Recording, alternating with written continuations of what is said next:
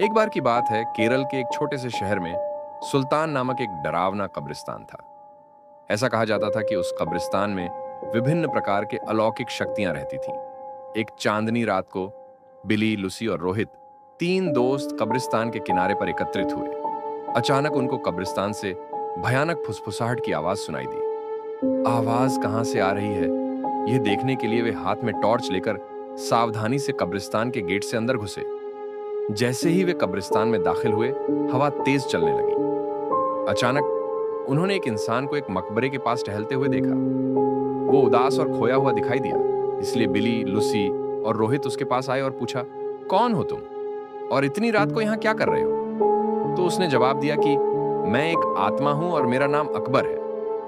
अकबर ने उन्हें उस भयानक अभिशाप के बारे में बताया जो इस कब्रिस्तान के सभी आत्माओं को परेशान करता था। हर रात एक प्राचीन चुड़ैल जागती थी और कब्रिस्तान पर जादू करती थी और अकबर जैसी मासूम आत्माओं को अपने वश में कर लेती थी। अभिशाप को तोड़ने का एकमात्र तरीका कब्रिस्तान के पीछे जंगल में एक पेडिएच के नीचे छिपी हुई मंत्र पुस्तिका को ढूंढना और आधी रात से पहले उसे नष्ट करना था। जादुई पुस्तक ढूंढने की दृढ़ संकल्प लेकर बहादुर तिकड़ी अपने मिशन पर निकल पड़ी। उन्होंने अंधेरे में मकबरों के बीच रास्ता खोजा जंगल में जाने के लिए और इस बात का ध्यान रखा कि आराम करने वाली आत्माओं को परेशान न किया जाए। रास्ते में उन्हें बोन्स नामक एक शरारती छोटे कंकाल का सामना करना पड़ा, जो उन्हें जादू की किताब खोजने में मदद करने के लिए तैयार हो गया। वह कंकाल उन्हें एक पुराने आम के पेड़ के पास ले गई और कहा, और यह पत्ता तुम्हें जादुई किताब हासिल करने में मदद करेगा।